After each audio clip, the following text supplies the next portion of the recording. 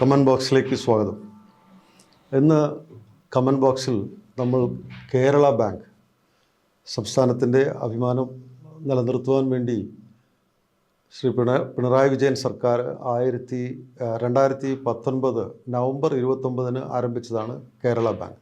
Kerala bank എന്ന് നമ്മൾ പറയുമ്പോൾ ഇത് യഥാർത്ഥത്തിൽ കേരള സ്റ്റേറ്റ് കോപ്പറേറ്റീവ് ബാങ്കിൻ്റെ പുതിയ ഒരു നാമകരണമാണ് കേരള ബാങ്ക് എന്ന് പറയുന്നത്. ഇതിന് കാരണം കേരള ബാങ്ക് എന്ന് പറഞ്ഞിട്ട് സംസ്ഥാന സർക്കാർ അങ്ങനെ തുടങ്ങാൻ പ്രത്യേകിച്ചുള്ള കാരണം എന്ന് പറഞ്ഞാൽ SBT state bank of Travancore SBIയിലേക്ക് മെർജ് ചെയ്തപ്പോൾ സംസ്ഥാനത്തിൻ്റെ ലെഗസി, സംസ്ഥാനത്തിന് എക്കാലത്തും പറയാനുണ്ടായിരുന്ന ഏറ്റവും വലിയ ലാർജസ്റ്റ് ബാങ്കായിരുന്നു SBT. അത് രാജ്യാന്തര തലത്തിൽ പോലും ബ്രാഞ്ചസ് ഉണ്ടായിരുന്ന ബാങ്കിനെ SBIയിലേക്ക് മെർജ് ചെയ്തപ്പോൾ നമുക്ക് കേരളത്തിൻ്റെ പേര് എവിടെയും പറഞ്ഞു കേൾക്കാൻ സാധ്യതയില്ല എന്നുള്ളത് കൊണ്ട് സംസ്ഥാന സർക്കാർ കൊണ്ടുവന്നതാണ് കേരള ബാങ്ക്. യഥാർത്ഥത്തിൽ ഈ കേരള ബാങ്കിന് ദേശീയ തലത്തിൽ ഈ കേരള ബാങ്ക് എന്ന് പറയുന്ന ബ്രാൻഡിന് അംഗീകാരം ഉണ്ടോ എന്നുള്ളതാണ് നമ്മൾ പരിശോധിക്കുന്നത്. യഥാർത്ഥത്തിൽ നമുക്ക് അങ്ങനെ കേന്ദ്ര സഹകരണ മന്ത്രാലയം കേരള ബാങ്ക് എന്നുള്ള പേരിന് അംഗീകാരം നൽകിയിട്ടില്ല. ഇന്ത്യ സർക്കാരിൻ്റെ കീഴിൽ സഹകരണ കാര്യാലയത്തിൽ ഇപ്പോഴും സ്റ്റേറ്റ് കോപ്പറേറ്റീവ് ബാങ്ക് എന്ന പേര് തന്നെയാണ് നിലനിൽക്കുന്നത്.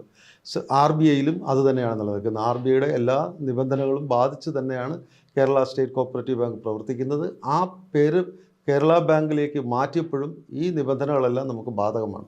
നമ്മൾ ഇന്നത് കേരള ബാങ്കിൻ്റെ ഈ പേരിനെ പരിശോധിക്കുമ്പോൾ എന്തുകൊണ്ട് സർക്കാരിന് അങ്ങനൊരു പേര് കൊണ്ടുവരാൻ കഴിഞ്ഞു എന്നുള്ളത് കൊണ്ട് കേരളത്തിലെ ജനങ്ങൾക്കെല്ലാം വളരെയധികം സന്തോഷമുണ്ടാക്കി. അഭിമാനകരമായ ഒരു പേര് തന്നെ നമുക്ക് കിട്ടി എന്നൊക്കെ നമ്മൾ പറയുമ്പോഴും ഇതിൻ്റെ പിന്നാമ്പുറത്തിൽ സർക്കാരിനും നമ്മുടെ പിണറായി വിജയൻ സർക്കാരിന് അന്നൊരു ധാരണയുണ്ടായിരുന്നു, അല്ലെങ്കിൽ ഒരു താല്പര്യം ഉണ്ടായിരുന്നു.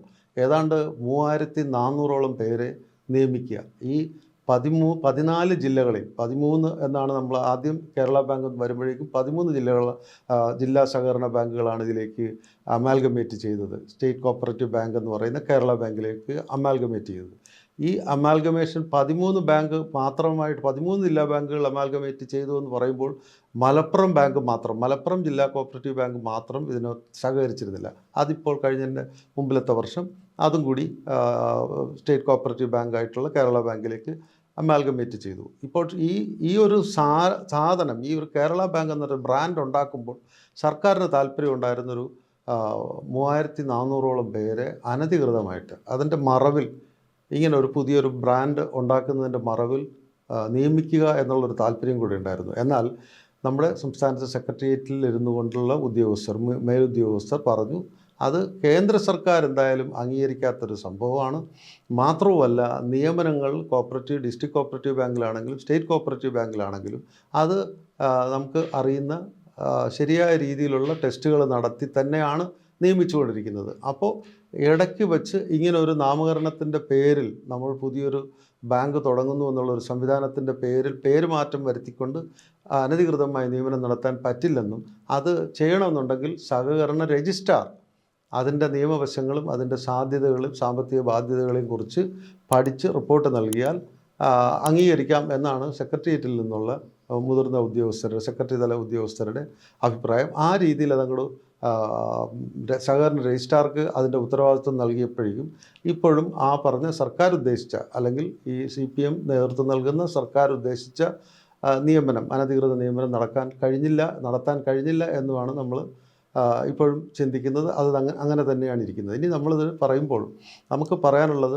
സഹകരണ ബാങ്കുകളിൽ സഹകരണ സ്റ്റേറ്റ് കോപ്പറേറ്റീവ് ബാങ്കിലാണെങ്കിലും ജില്ലാ കോപ്പറേറ്റീവ് ബാങ്കിലാണെങ്കിലും നമ്മൾ പറഞ്ഞു എല്ലാം ടെസ്റ്റ് വഴിയാണ്, പ്രോപ്പർ ചാനൽ ടെസ്റ്റ് വഴിയാണ് നടത്തിയെടുക്കുന്നത്. പക്ഷേ സർക്കാർ ഉദ്ദേശിച്ച ഈ 3400ഓളം പേരെ തിരികെ കയറ്റുക എന്ന് പറയുമ്പോൾ അത്തരത്തിലുള്ളൊരു സംവിധാനം നമുക്കിവിടെ ഓൾറെഡി നിലവിലുണ്ട്. അത് LDF എന്നോ UDF എന്നോ മുന്നണി ഭേദമന്യേ സംസ്ഥാനത്തെ പൊതുമേഖലാ സ്ഥാപനങ്ങളും ഓട്ടോണമസ് സ്ഥാപനങ്ങളും നിയമനങ്ങൾ അതാത് പാർട്ടികളുടെ മുന്നണികളുടെ സർക്കാരുകൾ അധികാരത്തിൽ വരുമ്പോൾ സാധാരണയായി നിയമിക്കാറുണ്ട്.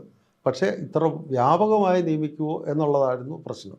നമുക്കറിയാം, ഇപ്പോൾ സഹകരണ ബാങ്ക് എല്ലാം തന്നെ നമ്മൾ കേരളത്തിലെ സഹകരണ ബാങ്കുകളെക്കുറിച്ച് പ്രത്യേകിച്ച് പറയുമ്പോൾ നമുക്ക് കരുവന്നൂർ ബാങ്കും മറ്റ് ബാങ്കുകളിലും നടന്നിരിക്കുന്ന വല്ലാത്ത അസംഖ്യം കോടികളുടെ കൊള്ള നടന്നിരിക്കുന്നു സഹകരണ പ്രസ്ഥാനത്തിൻ്റെ അതിൻ്റെ നേരായ വഴികളിലല്ലാതെ ആ സഹകരണ മേഖലയുടെ പ്രത്യേകത വെച്ചുകൊണ്ട് മാത്രം ലോണിൻ്റെ പേരിലും മറ്റു പല കാര്യങ്ങളിലും അനധികൃതമായിട്ടുള്ള സമ്പത്ത് കൊള്ളയടി നടന്നിരിക്കുന്നു എന്നുള്ളത് വന്നതിന് ശേഷമാണ് കേന്ദ്രത്തിൽ സഹകരണ മന്ത്രാലയം തന്നെ ആരംഭിച്ചതെന്നും ആ മന്ത്രാലയത്തിൻ്റെ ഇപ്പോഴത്തെ മന്ത്രി എന്ന് പറയുന്നത് നമ്മുടെ ദേശീയ സർക്കാരിൻ്റെ സഹകരണ മന്ത്രാലയത്തിൻ്റെ മന്ത്രി എന്ന് പറയുന്നത് കേന്ദ്ര ആഭ്യന്തര വകുപ്പ് മന്ത്രി ശ്രീ അമിത് ഷായാണ്. നമുക്കറിയാം അദ്ദേഹത്തിൻ്റെ കീഴിൽ എല്ലാ സംസ്ഥാന സർക്കാരുകളിലും കേന്ദ്ര സർക്കാരിൻ്റെ ഒരു പിടി അത് അദ്ദേഹത്തിൻ്റെതായ ഒരു സ്ട്രിങ്, അദ്ദേഹത്തിൻ്റെതായ ഒരു നിയന്ത്രണം, കേന്ദ്ര സർക്കാരിൻ്റെ ഒരു നിയന്ത്രണം ഏർപ്പെടുത്തുന്നു എന്നുള്ളതാണ് നമ്മൾ കാണുന്നത്. ആ ഒരു നിയന്ത്രണത്തിൽ ഇപ്പോൾ നടക്കുമ്പോൾ നമുക്ക് ഈ പറഞ്ഞ നമ്മുടെ സംസ്ഥാന സർക്കാരിൻ്റെ കേരള ബാങ്കിലേക്കുള്ള അനധികൃത നിയമനങ്ങളെ തടസ്സപ്പെടുത്തി എന്നുള്ളത് കൂടെ വളരെ വ്യക്തമാകുന്നു. 2, ഇന്നും കേരള ബാങ്കിന് കേന്ദ്ര സഹകരണ മന്ത്രാലയത്തിൻ്റെ അംഗീകാരം നൽകിയിട്ടില്ല എന്നുള്ളതാണ് വസ്തുത. ഇത് നമ്മളിത് പറയുന്നത് പ്രത്യേകിച്ച് ഈ കമൻറ്റ് ബോക്സ് നമ്മളിന്ന് ഈ കേരള ബാങ്കിനെ കുറിച്ചുള്ള ഈ ഒരു സ്ലോട്ട് ആരംഭിക്കുമ്പോൾ ഇത് കൃത്യമായിട്ട് ജനങ്ങൾക്ക് അറിയാൻ, നമുക്ക് മലയാളികൾക്കെല്ലാം അറിയാനുള്ള ഒരു താല്പര്യം കൊണ്ട് തന്നെയാണ്. അറിയേണ്ട കാര്യമാണ് കേരള ബാങ്ക് എന്ന് പറയുന്നത് യാഥാർത്ഥ്യമാണോ, കേരള ബാങ്ക് എന്ന് പറയുന്നത് യാഥാർത്ഥ്യമായിട്ടുണ്ട് എന്ന് നമുക്ക് സംസ്ഥാനത്ത് പറയാമെങ്കിലും കേന്ദ്ര സർക്കാർ ഇതുവരെ RBIയും ഇതുവരെ നമുക്ക് അംഗീകാരം നൽകിയിട്ടില്ല. ഇനി ഇതിൻ്റെ പശ്ചാത്തലങ്ങൾ നമുക്ക് പറയാൻ വേണമെന്നുണ്ടെങ്കിൽ കേരളത്തിൽ ആദ്യത്തെ സ്വകാര്യ ബാങ്ക് എന്ന് പറയുന്നത് 1899 നെടുങ്ങാടി ബാങ്ക്, കോഴിക്കോട് ആസ്ഥാനമായ നെടുങ്ങാടി ബാങ്കാണ് ആരംഭിച്ചത്. പിന്നെ അതിനുശേഷം 1924 ഇവിടെ ചിത്തിര തിരുനാൾ രാമവർമ്മ രാജാവ് സഹകരണ റെഗുലേഷൻസിൽ മാറ്റം വരുത്തി ഒരു സഹകരണ കോപ്പറേറ്റീവ് സഹകരണ ബാങ്ക് സൊസൈറ്റി ഒരു ബാങ്ക് ഉണ്ടാക്കിയിരുന്നു.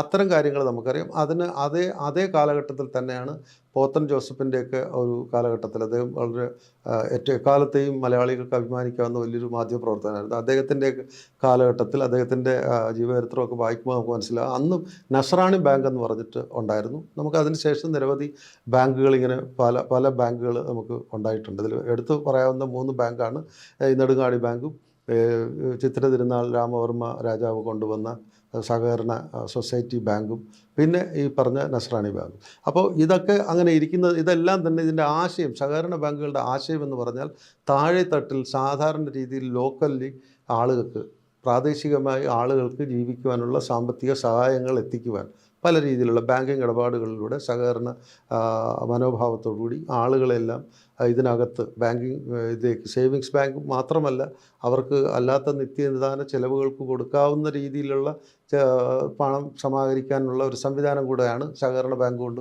ഉദ്ദേശിക്കുന്നത്. ആ ഒരു സങ്കല്പത്തിൽ നമ്മൾ ഈ സഹകരണ ബാങ്ക്, കേരള ബാങ്ക് എപ്പോഴും നല്ലതാണ് നമുക്ക്. പക്ഷേ കേരള ബാങ്കിന് നമുക്ക് യാതൊരു വിധത്തിലുള്ള അവിഹിതമായിട്ടുള്ള അനധികൃതമായ യാതൊന്നും ചെയ്യാൻ പറ്റില്ല എന്നുള്ളത് കേന്ദ്ര സർക്കാരിൻ്റെ നിബന്ധനകൾ, RBIയുടെ നിബന്ധനകൾ പാലിക്കണമെന്നുള്ളത് കൊണ്ട് തന്നെ. പക്ഷേ നമുക്ക് ഇപ്പോഴത്തെ ഒരു സാഹചര്യത്തിൽ നമുക്ക് ഈ കരുവന്നൂർ ബാങ്കിൻ്റെയൊക്കെ ചരിത്രം വെച്ച് നോക്കുമ്പോൾ, കരുവന്നൂർ ബാങ്ക് കൂടാതെ ഇപ്പോൾ പ്രാദേശികമായ നിരവധി സഹകരണ സൊസൈറ്റികളിൽ ബാങ്കിങ് സംവിധാനങ്ങൾ നടത്തുന്നവർ, പണ ഇടപാടുകൾ നടത്തുന്ന സൊസൈറ്റികളെല്ലാം തന്നെ വളരെയധികം കറപ്റ്റായിരിക്കുന്നു, കൺസ്യൂമേറ്റ് മുച്ചൂടും അഴിമതി കാണിക്കുന്നു എന്നുള്ള വാർത്തകൾ ഇങ്ങനെ ദിവസേന നമ്മൾ മാധ്യമങ്ങൾ റിപ്പോർട്ട് ചെയ്യുന്നുണ്ട്. അപ്പോൾ ആ ഒരു പശ്ചാത്തലം കൂടെ നമ്മൾ മനസ്സിലാക്കിയിട്ടാണ് ഈ കേരള ബാങ്ക് യാഥാർത്ഥ്യമായോ ഇല്ലയോ എന്ന് നമ്മൾ ഇന്നത്തെ ഈ കമൻറ്റ് ബോക്സിൽ നമ്മൾ വിശകലനം ചെയ്ത്, കേരള ബാങ്ക് യഥാർത്ഥത്തിൽ കേരളത്തിൽ പേരിൽ മാത്രം കേരള ബാങ്ക് എന്നുള്ള പേര് മാത്രമേ നിലനിൽപ്പുള്ളൂ. യഥാർത്ഥത്തിൽ RBIയും കേന്ദ്ര സഹകരണ മന്ത്രാലയവും ഇന്നും കേരള ബാങ്ക് എന്നുള്ള പേരിനെ അംഗീകരിച്ചിട്ടില്ല. അതിപ്പോഴും സ്റ്റേറ്റ് കോപ്പറേറ്റീവ് ബാങ്ക് തന്നെയാണ്. ഈ കമൻറ്റ് ബോക്സ് നമ്മളിന്ന് ആരംഭിക്കുന്നു. ഈ കമൻറ്റ് ബോക്സിൽ ഇന്നിപ്പോൾ നമ്മൾ ഷെയർ ചെയ്ത ഇത്തരം അനുഭവങ്ങൾ, ഇത്തരം സാഹചര്യങ്ങൾ, ഇത്തരം കാര്യങ്ങൾ പ്രേക്ഷകർക്ക് എന്തെങ്കിലും സ്വന്തമായ അനുഭവങ്ങൾ ഉണ്ടെങ്കിൽ കമൻറ്റ് ബോക്സിലേക്ക് നിങ്ങൾക്ക് ഷെയർ ചെയ്യാം. ഞങ്ങളത് അതിൻ്റെ സത്യസന്ധമായ ഫാക്ച്വൽ വിലയിരുത്തൽ നടത്തിയിട്ട് അത് ഞങ്ങൾ ഇതിലേക്ക് അവതരിപ്പിക്കുന്നതായിരിക്കും. നിങ്ങൾക്കെല്ലാവർക്കും ഈ കമൻറ്റ് ബോക്സിലേക്ക് ഞങ്ങളോടുകൂടി സഹകരിക്കാം. നിങ്ങൾക്ക് on_the_comment_box@gmail എന്ന ഞങ്ങളുടെ മെയിൽ ID നിങ്ങൾക്ക് നിങ്ങളുടെ അനുഭവങ്ങളും നിങ്ങൾക്കറിയാവുന്ന കാര്യങ്ങളും ഷെയർ ചെയ്താൽ ഞങ്ങളത് കമൻറ്റ് ബോക്സിലൂടെ അവതരിപ്പിക്കുന്നതായിരിക്കും. നന്ദി.